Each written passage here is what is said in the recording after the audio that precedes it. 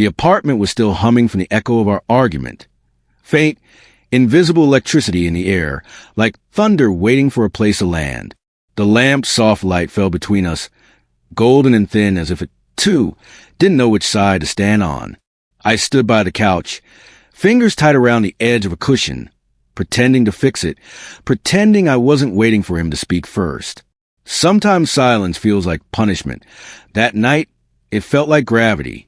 Hector paced near the window. The blinds were half closed, stripes of city light cutting across his face.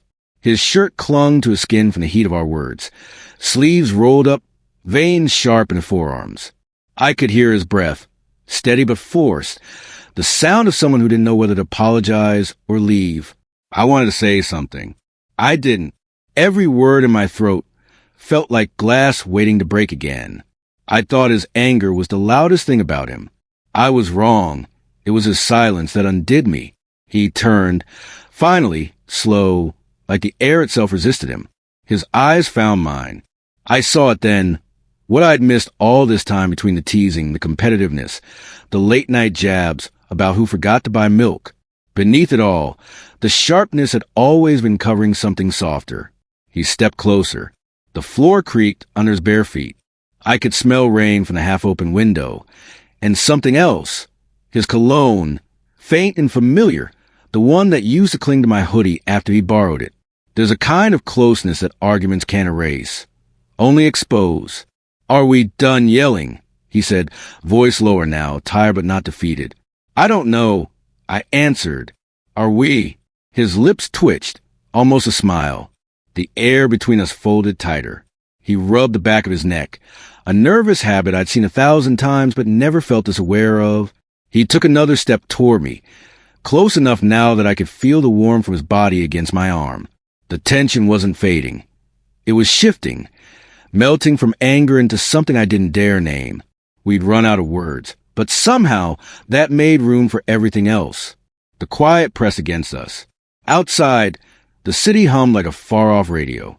I watched the way the light from the street fell across his jawline, catching on the scar near his temple he never talked about. His eyes softened. For once, he didn't look like my roommate or my rival in every argument. He looked unsure.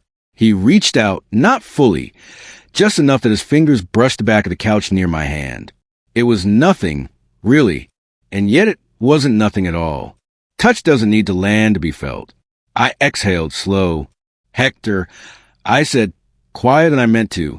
He met my eyes again, and this time he didn't look away. There was no apology, no defense, just that raw, unguarded stare that made every inch of the room feel smaller. "Don't look at me like that," I whispered. "Like what?" "Like you mean it." He didn't answer. He didn't have to. The silence did it for him. Thick, alive, and terrifyingly honest. Some silences don't end, they confess. He was close enough now that I could feel his breath, the faint rhythm syncing with mine. Neither of us moved. The argument, the noise, the words, they'd all led here, to the strange quiet that felt less like defeat and more like surrender.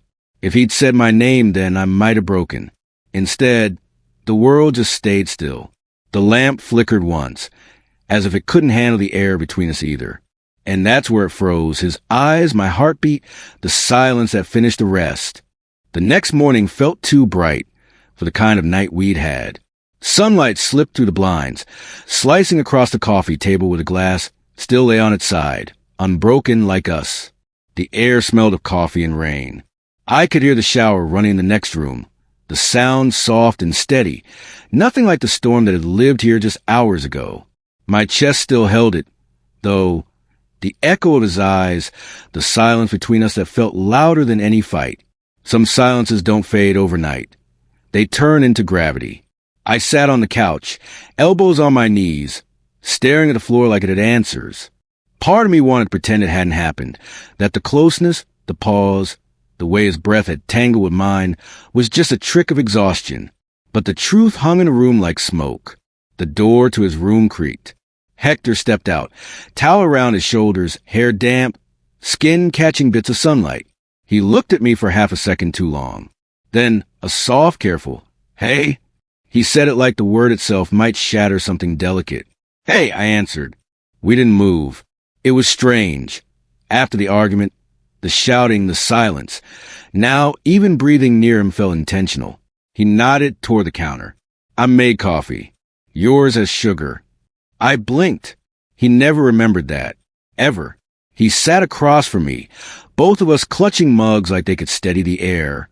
The tension was still there, but it had changed. No longer sharp. Softer. Curious. He exhaled. "About last night." My stomach twisted. "Yeah. There are words you want to hear and words you're afraid to. I don't like fighting with you," he said finally. His voice was low, honest. "But sometimes it feels like the only way to get close to you." I froze. The words hit too precisely, too deep. "You call that close?" He leaned forward slightly. "Closer than you think."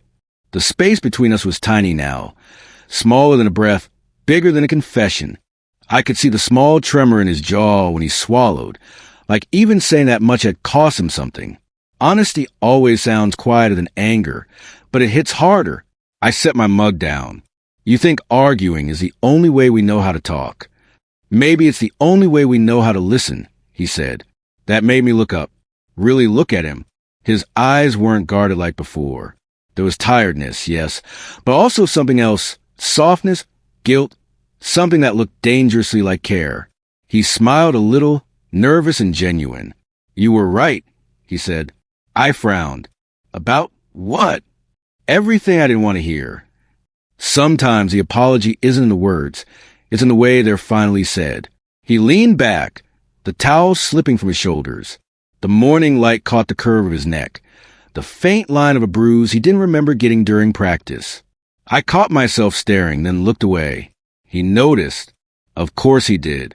He always did. "Last night," he said softly, "when you said my name—" "Don't." I interrupted. My voice cracked in the middle. "Don't ruin it." He hesitated, then nodded. "All right." And somehow, that "all right" was the most fragile, honest thing either of us had said. We weren't avoiding it. We were protecting it. We finished our coffee in quiet. The city outside had already moved on from the rain, pretending nothing had happened. But inside the apartment, the stillness lingered, not heavy, not tense, just waiting. Hector stood first. "You're going to be late." "I know." He paused near the door, one hand on the frame, like he wanted to say more, but didn't trust the air to carry it right. Finally, he looked back, and there was again that same look from last night, the one that didn't need words. He didn't say it, but silence can be its own confession. When the door closed behind him, I let out a breath I hadn't realized I was holding. The apartment was still now. No noise, no argument, no heartbeat except mine. I glanced at the window where he'd stood last night, light streaking across the floor. Maybe that was how it would stay, quiet, careful, unfinished. But something in me knew silence like that doesn't disappear. It waits. It remembers.